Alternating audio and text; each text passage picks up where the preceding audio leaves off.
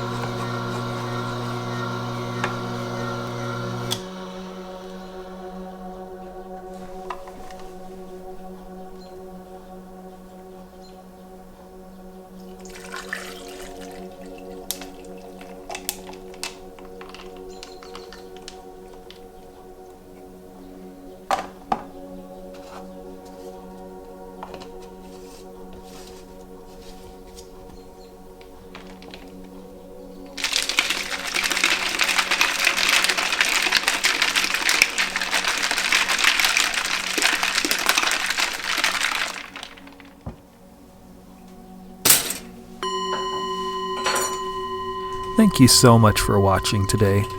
I sincerely hope this has been a calming experience for you. If you'd like more kitchen meditation, be sure to click the subscribe button below, and I'll see you next week.